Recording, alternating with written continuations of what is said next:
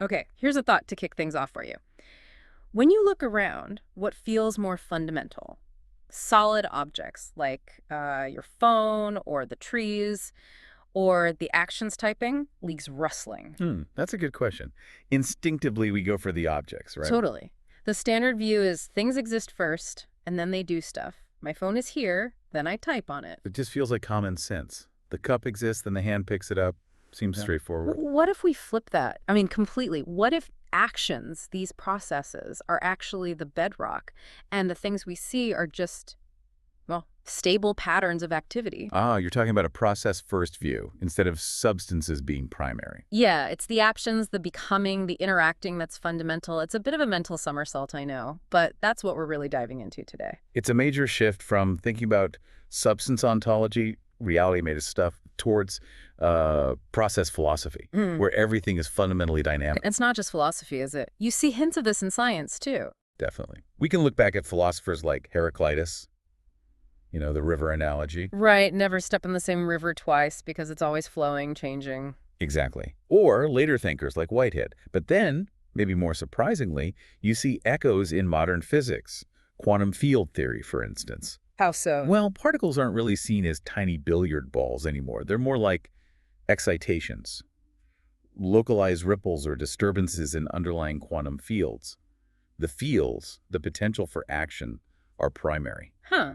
So even the most solid things are fundamentally activities. In that view, yes. And interestingly, you find similar ideas in some older traditions too, like Buddhists, this emphasis on impermanence, interconnectedness, everything being in process. It's fascinating how these different ways of thinking, philosophy, physics, ancient wisdom, kind of converge on this idea. The universe as fundamentally dynamic, not static. It is compelling. And even in everyday language, think about how we define things. Well, take a hammer.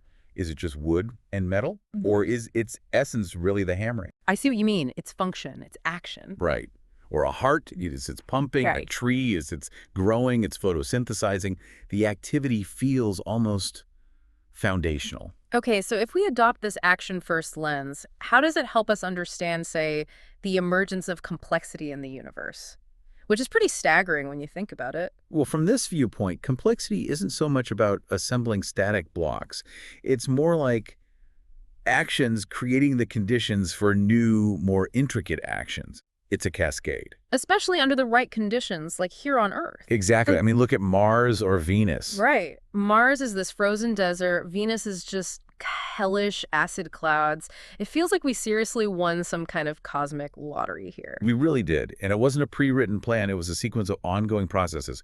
Earth's distance from the sun giving us, liquid water temperatures, the moon stabilizing our tilt, which prevents extreme climate swings, plate tectonics constantly cycling essential elements. These aren't static conditions. They're continuous activities that created a, fertile ground. A stage for more complex actions to emerge. Precisely. And you can almost trace the steps building on each other. Like from simple chemistry to somehow self-replicating molecules, the first hint of life's action. Yeah, that leap is still a bit mysterious, but from there, single cells, then cooperation into multicellular life. Leading to ecosystems, these incredibly complex webs of interaction. And then eventually, consciousness pops up. And technology, which is just another layer of complex, purposeful action. It's layers upon layers. You mentioned a key action earlier, photosynthesis. Oh, absolutely pivotal. That one biological process turning sunlight into energy completely changed the planet. It pumped oxygen into the atmosphere. Which allowed for more energy-hungry life forms, like us eventually. Exactly. One action fundamentally altered the environment, creating radically new possibilities for future actions, future complexity. So it's this recursive thing. Actions change the environment, which allows for new actions, which change the environment again. You've got it. It's like complexity bootstrapping itself, building and building, driven by the interconnectedness of all these processes, but without needing some grand blueprint from the start. Just actions leading to possibilities, leading to more action. A kind of self-organization, yeah. Now, building on that, how does this action-first idea help us think about something even trickier? Consciousness. Right. We've seen how it explains complexity, but our own inner experience, that feeling of being aware, how does that fit in?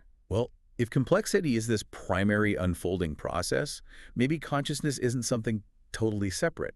Maybe it's an emergent property of that complexity. Like a side effect. Perhaps an observer-creator side effect, you could say. As these networks of actions become incredibly intricate, maybe awareness just arises from that.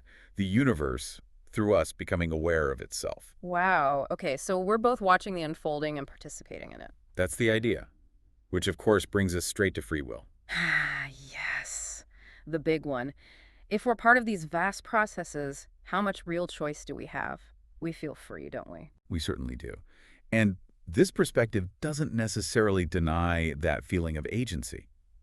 Our choices clearly have local effects. What you decide to do matters in your life. But we're also undeniably embedded in these larger flows. Remember the river analogy? Think of eddies in the water. Okay. An eddy has its own distinct pattern, its own local dynamics, right? It swirls in a particular way. Yet it's entirely made of the river's water and part of the river's overall flow. It doesn't exist separately. So our choices are like the swirls, locally real, having effects, but still part of the bigger current of unfolding complexity. That's a good way to put it. It gives us a middle ground, maybe. It avoids pure determinism, saying we're just puppets, but also avoids the idea of absolute detached free will, acting completely independently of everything else. We are complexity looking back at itself, experiencing itself, and maybe even nudging its own evolution through our conscious actions. Precisely. And that's both humbling and empowering, isn't it? How so? Humbling, because, you know, the grand process of complexity will likely continue unfolding whether any one of us is here or not. Right. But also empowering, because it suggests our actions, our thoughts, our creations, they do contribute to this vast ongoing network. They ripple outwards. It's a lot to take in, but there's a shadow here, isn't there? You mentioned unfolding, but what about entropy? Doesn't everything run down eventually? Ah, yes. That's the counterpoint. The universe, according to thermodynamics, is on a one-way trip From the low entropy Big Bang. towards increasing disorder, maximum entropy, heat death, eventually. But the conditions that allow for complexity are, well, finite. Even star formation is slowing down. So this incredible rise of complexity, consciousness, everything, it's temporary, destined to unravel. That does seem to be the current scientific understanding. It creates this profound tension, all this meaning, this intricate structure, seemingly built on cosmic quicksand. It does make you wonder about the point of it all, if it just fades away. It does. But maybe look at it differently. We exist in this incredibly brief, privileged window of cosmic time. When complexity can arise and even become aware of itself. Exactly. When the universe is cool enough for structure, but not yet so disorganized that it's all over, we are complexity that knows its own story, including its likely ending. There's something remarkable just in that awareness. Like watching a beautiful sunset. You know it won't last, but that doesn't make it less beautiful or meaningful while it's happening. That's a wonderful analogy. Maybe the value isn't impermanence, but in the pattern itself, the intricate dance complexity performs during its fleeting existence. Like that pattern in the flowing stream, precious because it's transient. Okay, but human nature maybe. We always wonder, what if? Is there any way complexity could, I don't know, escape entropy, transcend it? That feels like the ultimate challenge, doesn't it? Going against a fundamental law of the universe? Seems impossible. On the surface, yes. But think about what complexity has already achieved. Things that would have seemed utterly impossible not long ago. Like what? Like this conversation. Organized thought, encoded in sound, traveling between us, being decoded. Or look at AI development recently. True. Those are leaps. And life itself. It's a constant localized battle against entropy, isn't it? Creating and maintaining order in a universe tending towards disorder. A temporary victory, at least. A temporary local victory, yes. But perhaps the nature of complexity, its inherent tendency, if you like, is to constantly push boundaries, to find new ways to organize, to process information, to structure energy.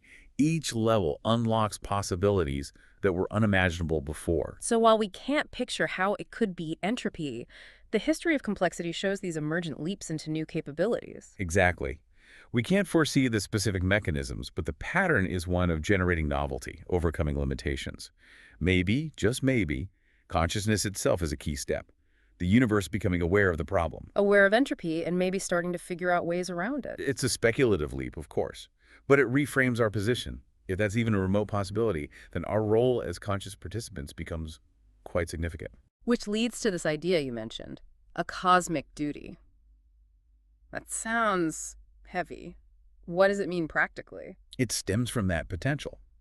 If complexity's journey might lead somewhere truly extraordinary, like transcending entropy, then every unique expression of complexity we see around us becomes potentially crucial. Every ecosystem, every culture. Every species, every different way of thinking or being conscious, they aren't just nice to have. They represent billions of years of evolutionary pathways, potential solutions, different ways complexity has found to organize itself. Losing them means closing doors. So conservation isn't just about saving pandas because they're cute, or rainforests because they're beautiful. Those are good reasons too. But from this perspective, it's also about preserving the library of cosmic experimentation. Each loss is like burning a unique book that took eons to write, a book that might hold a key to the future. Protecting diversity becomes paramount then. Biodiversity, cultural diversity, even diversity of thought. Absolutely. Think about monocultures in farming, or even in ideas. They might seem efficient in the short term, but they're incredibly fragile and lack the creative spark that comes from diverse interactions.